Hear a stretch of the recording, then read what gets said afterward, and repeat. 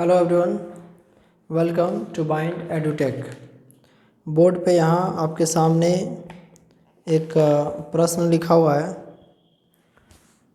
ये 2017 में नीट में आया हुआ क्वेश्चन है।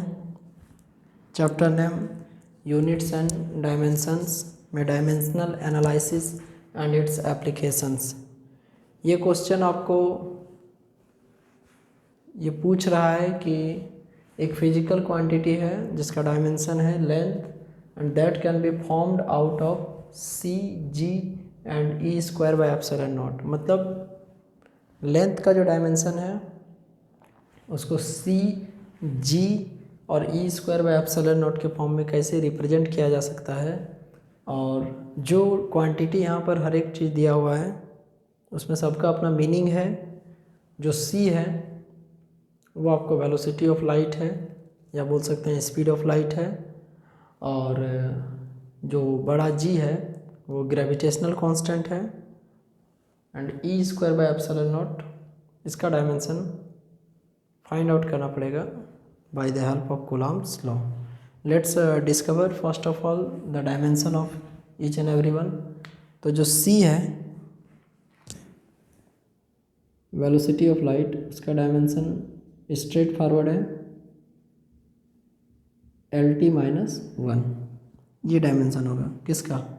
सी का। ये जो है ग्रेविटेशनल कांस्टेंट, इसका डायमेंशन आपको फाइंड करना पड़ेगा। इसके लिए formula from Newton's law F is equal to G m1 m2 by R square. ये फार्मूला होता है न्यूटन्स लॉ ऑफ ग्रेविटेशन से F is equal to G m1 m2 by R square. तो यहाँ से g का वैल्यू कैसे निकालेंगे? तो g बराबर F into R square by m1 into m2। तो यहाँ से g is equal to F for force m l t minus two, m l t minus two. ये वैल्यू किसका आया? ये आ गया आपको वैल्यू फोर्स का। अब आर स्क्वायर में ये हो गया आपको एल स्क्वायर, और दूसरा m1 के लिए भी और m2 के लिए भी, mass into mass m into M. इसको यदि सॉल्व किया जाएगा तो यहाँ से आपको g इज इक्वल टू आ जाएगा, ये m एक कैंसिल हो जाएगा तो m माइनस वन, एल और एल क्यूब हो जाएगा, एल और एल स्क्वायर हो जाएगा L cube T minus two, M minus one L cube T minus two. ये कैसे आया? एक एक जो m है वो कैंसिल होगा तो ये रिमेनिंग जो m है ऊपर जाएगा तो m माइनस वन, एल और एल टू एल थ्री और t माइनस टू ऑलरेडी था, तो इसको हम लोग डायरेक्ट यहाँ से लिख सकते हैं। ये हमारा g का डायमेंशन आ गया।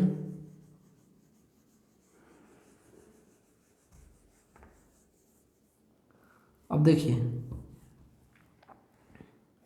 ये जो E square by four pi epsilon naught है, इसका डायमेंशन फाइंड करने के लिए पहले चार्ज का डायमेंशन 80 और फिर एप्सिलॉन नॉट का जो डायमेंशन होता है वो आपको फाइंड करना पड़ेगा। बट उतना दूर नहीं जाके straight forward from Coulomb's law इसका डायमेंशन जिसके इक्विवेलेंट होगा वो काफ़ी इजी है। जैसे जो कूलम्ब्स लॉ होता है दो चार्जेज के बीच में आइदर फोर्स ऑफ अट्रैक्शन और रिपल्सन को बताता है, तो F is equal to formula होता है 1/4 pi epsilon naught Q1 Q2 by R square.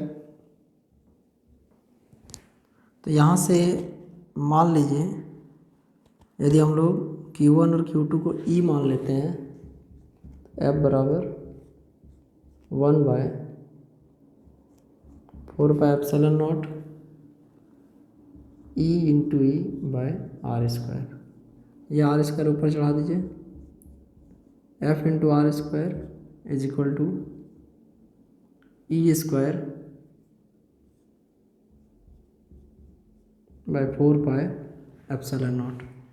मतलब यदि फोर्स को डिस्टेंस का स्क्वायर से मल्टीप्लाई कर दे और उसका यदि हम लोग डायमेंशन फाइंड करते हैं, then that's easily equals to E square by 4 pi epsilon naught. तो इतना का डायमेंशन निकालने के लिए बस सिंपल सा आपको फोर्स का डायमेंशन को L2 से मल्टीप्लाई करना पड़ेगा। तो देखिए फोर्स का डायमेंशन होता है MLT-2, ये फोर्स का डायमेंशन होता है MLT-2, और जो आर स्क्वायर है इसका हो जाएगा L2 is equal to dimension of E square by 4 pi epsilon naught. तो यहाँ से E square by 4 pi epsilon naught का डायमेंशन ML3T-2। ये तीनों बहुत ज़्यादा इम्पोर्टेंट है हम लोग के लिए। अब इन्हीं तीनों के मदद से हम लोग आगे बढ़ेंगे। देखिए इसमें फर्स्ट ऑफ ऑल बोला गया है कि लेंथ के फॉर्म में, तो आइए लेंथ को इक्वेट करते हैं।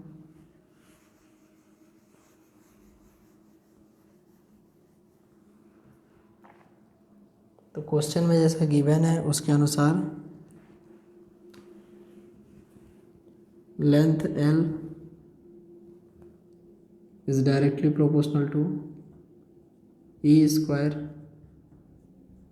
बाय 4 पाई एप्सिलॉन नॉट का पावर A G का पावर B,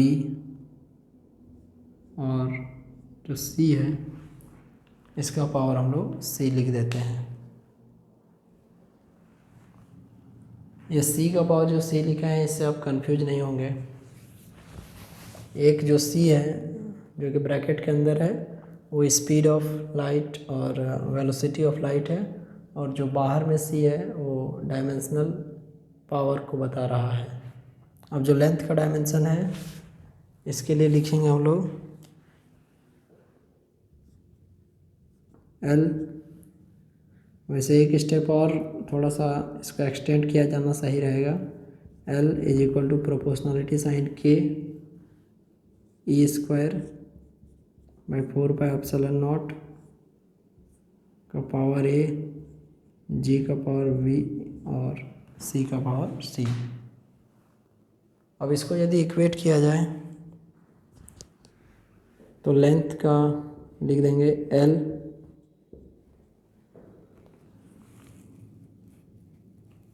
और E square by 4 pi epsilon naught इसका पावर ML3T-2 का पावर A,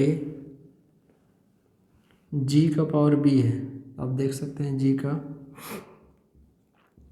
M-1 L3T-2 का पावर B, और वेलोसिटी का LT-1 का पावर C। बहुत ही हैक्टिक कैलकुलेशन जा रहा है धीरे धीरे। इसमें आप M ये जो कहाँ से लिखे तो ML3T-2,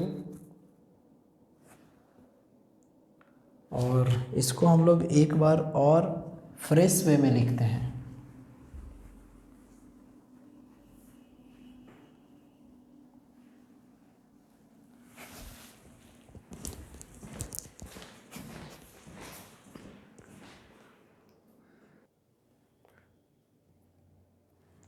सारे जो मास, लेंथ और टाइम के पावर हैं उसको इक्वलाइज करना पड़ेगा। इसको एक्सटेंडेड फॉर्म में ऐसे लिखा जा सकता है M0 L only 1 and T 0। M0 L1 T0। इसके बाद देखिए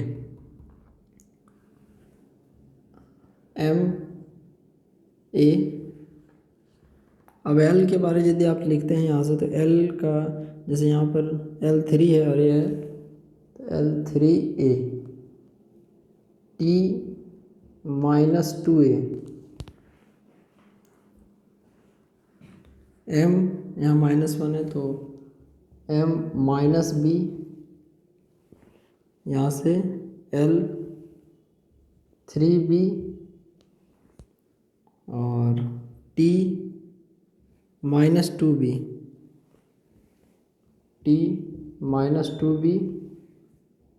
LC T -C। बहुत ज़्यादा इसमें हैक्टिक रूप से आपको वैल्यू आने वाला है। Let's see what happens. M0 L1 T0। देखिए M यहाँ से M का कंपोनेंट कहाँ कहाँ है, एक यहाँ दिख रहा है आपको, एक यहाँ दिख रहा है। तो M A -B, एक्चुअली ये और ये मल्टीप्लाई होगा तो पावर ऐड होगा तो M A -B। L जैसे 3A और 3B है तो 3A + 3B + C, और T भी है काफ़ी वाइड है, -2A -2B -C।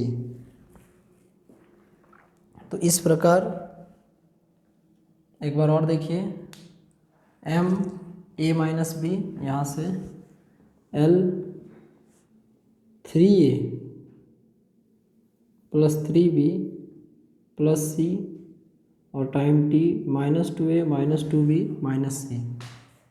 यहाँ से यदि कंपैरिजन शुरू किया जाए तो वेरी फर्स्ट मास के कंपैरिजन में A -B = 0। A -B = 0 ये बताता है A = B, दोनों कंपोनेंट।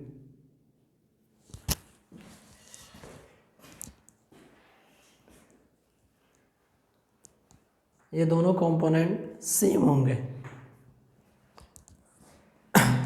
L का पावर जैसे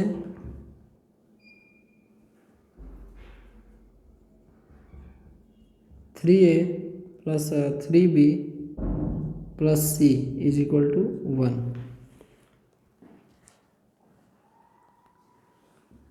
और एक और लिख लेते हैं -2A -2B -C = 0।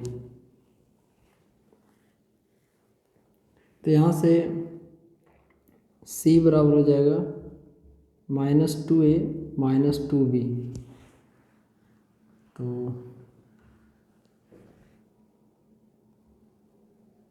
जैसे A = B आ गया है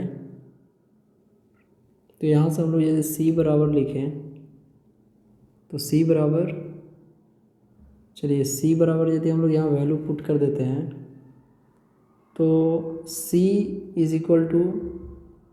जैसे -2A + B, ये हमारा वैल्यू आ गया C का। अब इसके बाद नेक्स्ट में जब हम लोग बढ़ेंगे तो सपोज यदि यहीं पे हम लोग 3A अगेन 3A + C = 1 लिखे तो ये हो जाएगा 6A + C = 1। तो C = 1 - 6A। ओके, ये C का वैल्यू अभी आया। और C बराबर एक है C बराबर एक वैल्यू आया है -2A + B।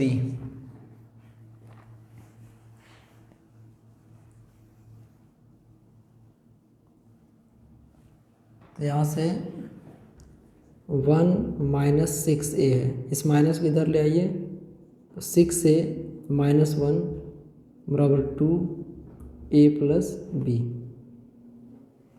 तो ये हो जाएगा 3A -1/2 is equal to a plus B. कैसे आ रहा है ये? तो देखिए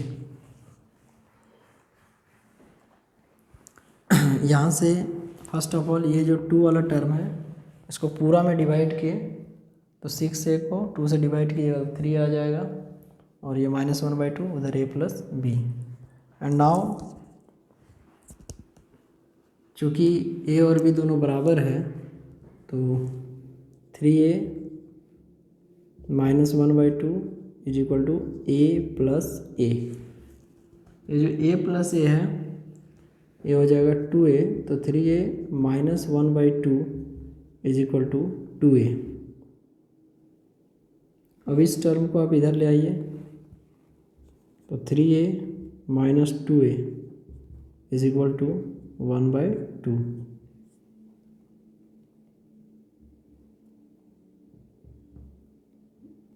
three A minus 2a is equal to 1/2, तो यहाँ से a इज इक्वल टू हो जाएगा 1/2। a इज इक्वल टू 1/2, और यदि a इज इक्वल टू 1/2 आएगा तो यहाँ से b इज इक्वल टू भी हो जाएगा 1/2। अब a और b दोनों का वैल्यू निकल गया। पहले हम लोग इसको साइड में लिख लेते हैं, अदरवाइज आप चाहें तो c का वैल्यू आप यहाँ से भी निकाल सकते हैं। c इज इक्वल टू 1 - 6 है तो 1 - 6, और जहाँ a है वहाँ कट कर देंगे 1/2, ये कैंसिल हो जाएगा 3 से। c is equal to 1 - 3, c is equal to -2। तो यहाँ से हम लोग को वैल्यू मिला, ये अंडरलाइन कर देते हैं ये जो तीनों वैल्यू है।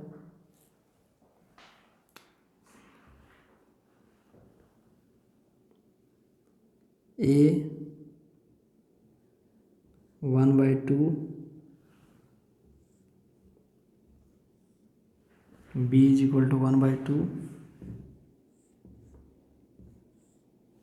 c is equal to -2। अब ये तीनों वैल्यू को यदि पुट किया जाए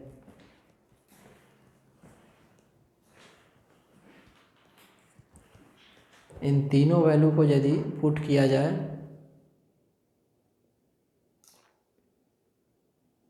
a आया 1/2, b आया 1/2 और c इज इक्वल टू आया -2। तो इसको यदि हम लोग यहाँ पे डायरेक्टली पुट करते हैं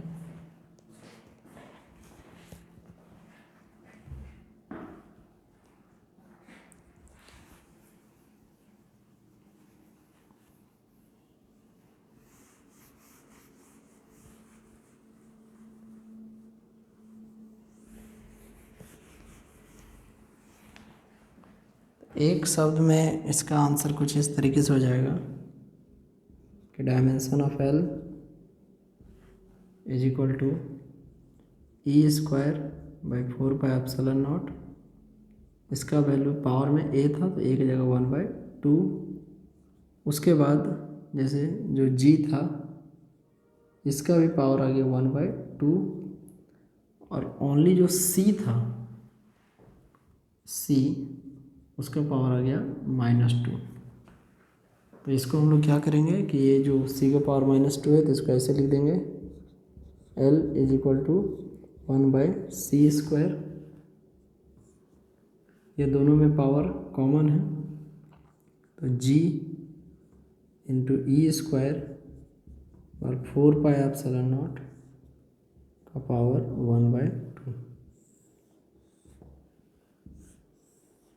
ये जो आया L is equal to 1/c² g E²/4πε0। ये डायमेंशन आपको इक्विवेलेंट होगा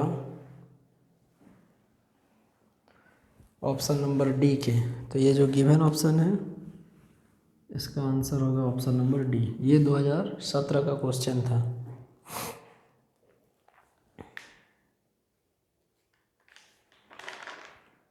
अब इसके बाद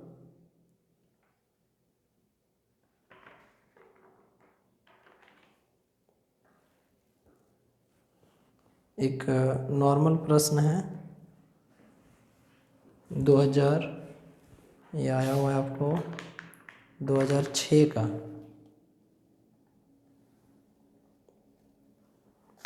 लेकिन उससे पहले एक क्वेश्चन 1989 का बनाते हैं, बिकॉज ये ज़्यादा इम्पैक्टफुल है, उसके बाद उसको देखेंगे।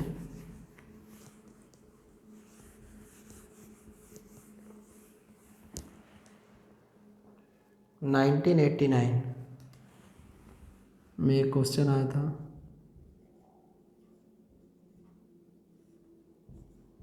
If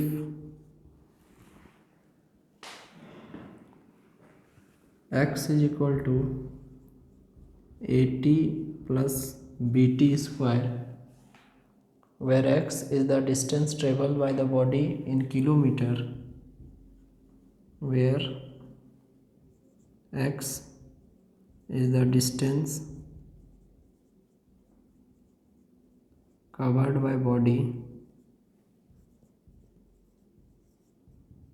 in kilometer,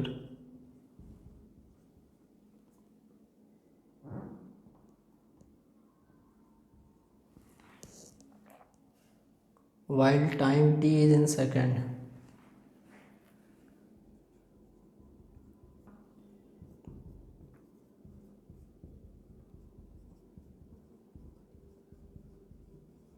Then unit of B is, बहुत सिंपल क्वेश्चन है ये तो आई होप कि इस क्वेश्चन को बनाने के लिए आपको प्रिंसिपल ऑफ होमोजेनिटी का आइडिया आपको होना ज़रूरी है। प्रिंसिपल ऑफ होमोजेनिटी जो कि हम लोग को बताता है कि यदि दो लेंथ को ऐड किया जाएगा तो रिजल्टेंट एक लेंथ ही आएगा, और यदि दो लेंथ को इवन इफ सब्ट्रैक्ट भी किया जाए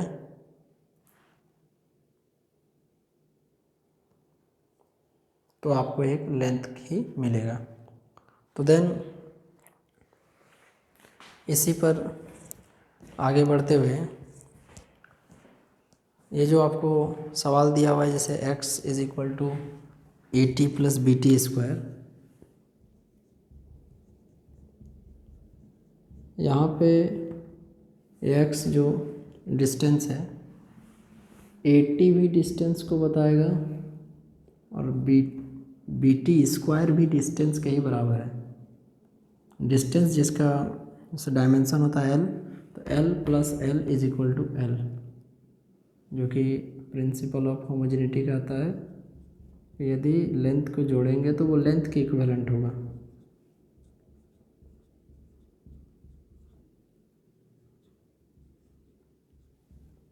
L plus L is equal to L और L minus L is equal to L। तो यहाँ से ये जो x है B का डायमेंशन चाहिए तो इसको x इज इक्वल टू लिख सकते हैं BT स्क्वायर, ये दोनों का डायमेंशन भी सेम होगा। जैसे x is equal to BT square तो सिर्फ B is equal to x by T square, only B is equal to x by T square. अब यहाँ से जो x है वो आपको डिस्टेंस को बता रहा है, और जो डिस्टेंस होता है उसका यूनिट जनरली मीटर होता है, बट जो गिवन क्वेश्चन है आपको उसमें वो आपको दिया हुआ है किसमें, तो किलोमीटर में, एंड जो टाइम है आपको वो आपको सेकंड में दिया हुआ है। तो यहाँ से आप लिख सकते हैं किलोमीटर बाय सेकंड स्क्वायर, तो आ जाएगा किलोमीटर पर सेकंड स्क्वायर, या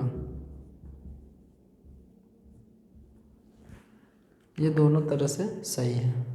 तो ये क्वेश्चन का सही आंसर ऑप्शन नंबर डी होगा, सॉरी सी होगा। सही आंसर ऑप्शन नंबर सी होगा, किलोमीटर पर सेकंड स्क्वायर। अब इसके बाद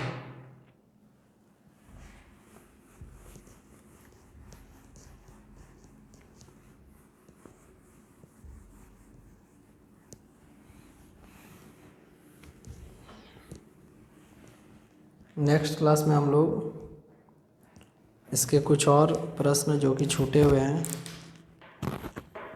उस पर बात करेंगे और उसके बाद फिर आगे की जो चैप्टर है motion in a straight line उस पर बात करेंगे। Take care of yourself, thank you.